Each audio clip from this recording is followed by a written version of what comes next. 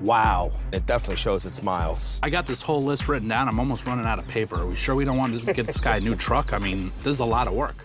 Have you ever thought or wondered why a show with all the potential to be exciting suddenly gets kicked off and ends? Like, what were the reasons these shows ended? Was it the bad ratings, no more sponsors, or did viewers not like what they were getting anymore? The truth is, all of these can play one or two roles, but what exactly caused the end of Unique Rides? Let's find out. Hell no. Oh my God. You know what? Kick this thing around the corner and let's start stripping this bad boy down. Holy. One of the most intriguing things in television shows that deal with the customization of cars is how much people are willing to throw in to get their cars customized. It's like one of the main appeals to regular people who struggle with funds to fix or repair their Avenger cars love in the world of car customization.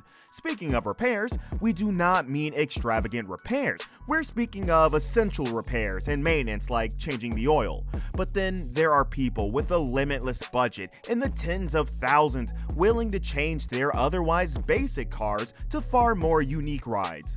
This was one of the reasons Unique Rides thrived in the spotlight, but it's quite a story that will interest you. Like with every other story, the best place to begin is the beginning. Once upon a time in 2016, but is it really in 2016 that the show came to life? Continue watching to find out.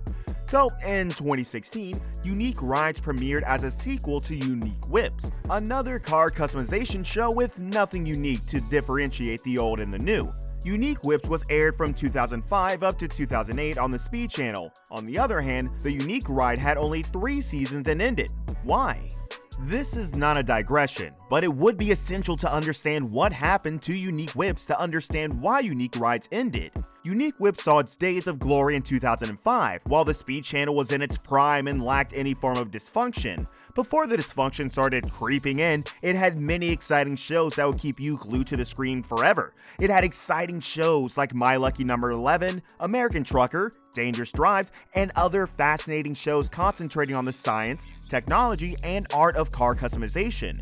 The channel didn't just end with the shows, it also features car racing events like the NASCAR Spring Cup Series, Monster Jam, IndyCar Series, and AMA Supercross. The channel was active with lineups of different shows and events for people with different choices, tastes, and styles. So for Unique Whips to have made it there, it must have been something. On the channel, Unique Whips experienced its kind of success. Although moderately, it was enough to drive the show till its 3rd year.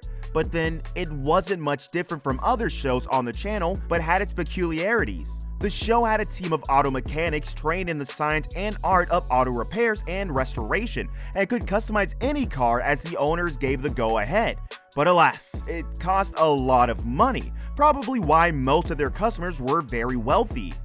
One peculiarity the show brought to the screen that other shows on the channel didn't offer was the spin they added to every customization, and their clients were only top celebrities like top-rated musicians, movie stars, and athletes.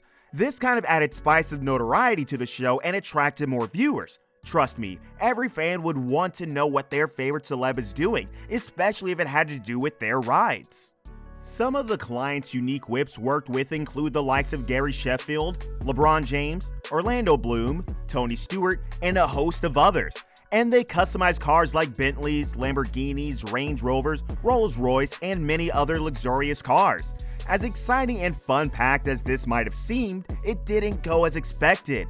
The show slowly faded away until no one was talking about it anymore, and people who talked about it had nothing good to say about them. It was that horrible. Then fast forward to 2016, we got Unique Rides that had nothing unique about them. It had everything Unique Whips had, except it ran on a different channel, the Motor Trend channel, then called Discovery's Velocity. As stated a few seconds back, there was nothing new or unique. It was just the same show on a different channel. Same host, check. Same plot, check. Customizing cars for only celebrities and famous people, double check. Suffering the same fate and fizzling into oblivion, triple check. Worse, like the prequel, Unique Rides did not get the expected attention the show had initially planned. But how did things become this bad? How did the issues from the first show 8 years before the sequel find their ways into the new one? You can call it wrong timing or happenstance. Still, it's believed many factors might have contributed not only to the death of the first show, but also to why the second one ended. It's not rare to see auto shows with lots of drama with the sole purpose of driving ratings and keeping readers glued to the screens. These dramas are often intentionally woven into the shows for this sole purpose. The drama can come from the owners of the shop screaming at the top of their voices to get things done, or even yelling at their workers. Somehow, they don't always play out as they want because of conflicting views from the always observing viewers. While some have been able to narrow it down to the amount of stress the owners receive because they not only have to run their business and do it successfully, they also have to appear on TV while doing that. The above might be right for some shows, while in others, it is just for the dramas. To keep things balanced, most reality TV shows will go to great lengths to keep the two balanced. Talk about a good TV show. But if you have watched Unique Rides, you'll know exactly what we're talking about, except for the part that had to do with keeping the two balanced. Will Castro, the owner and boss at Unique Rides, did a terrible job managing the two. Whether it was for the drama or not, his attitude towards his employees and crew was nothing to write about. But to paint the picture, he shouted at them at every slightest chance possible, and don't even get me started on the countless threats to lay them off. It would be hard to say fire them, but that was exactly what he threatened to do. Fire them. He's mostly like this when the crew doesn't follow his instructions and doesn't deliver on time. A regular viewer would see this as a regular drama, but trust me, some yelling was not even worth it. At some point, Castro's shop was at its breaking point. They were very close to becoming bankrupt, but was saved after Busta Rhymes had some work done on his car. From then, business boomed. It's possible that Castro started getting more work than he could manage then. Imagine the stress this could have added to him. For someone who shouts at the slightest provocation, being this stressed could make them a walking, angry, ticking time bomb.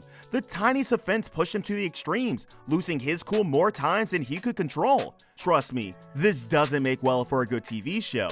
The show aside, it wasn't even a healthy work environment. Imagine working under a boss who gets mad at your most minor slips and doesn't have his cool in check. Castro might have thought it suitable for the screen, which is a certain percentage true. The best shows are the ones with heightened and extreme emotional displays, but then what about the crew? They matter too. It got so bad that most had one or two bad things to say, not to mention the constant threats to throw them out of the shop. Drama is good, we agree, don't we? But unhealthy drama is simply unhealthy. Viewers were quick to pick up on that, and trust them, they didn't take it lightly. When we mean viewers, we mean fellow auto repair and restoration shop owners and car customization shops. There were mechanics there too. Aside from just watching, these viewers also took note of the quality of work done in the show. In this age and time, one thing you wouldn't like is a bad review on social media. Why? It travels fast, even faster than good reviews. Bad publicity spreads like wildfire. The same happened to Unique Rides.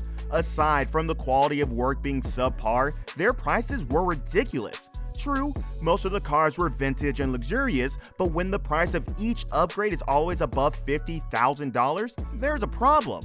We get that Unique Rides were made for wealthy people, but constantly having overpriced services that weren't up to quality will attract bad press, and that is precisely what happened to Unique Rides. Raised eyebrows led to bad ratings, which led to more bad ratings. The fact that the Unique Rides, which was supposed to be different from Unique Whips but shares some similarities, ended up being the same didn't help matters at all. Castro managed the shop in the same pattern with the same set of customers and the exact expectations for a great show, which always ended up not being great. This could be why Unique Rides ended. Apart from the celebs, nothing else kept the viewers. Their designs were poor, the shop was too dramatic, and the quality of the work didn't match the price they went for. Many viewers feel Unique Ride was a complete waste of time and should have just ended with Unique Whips, but what do you think?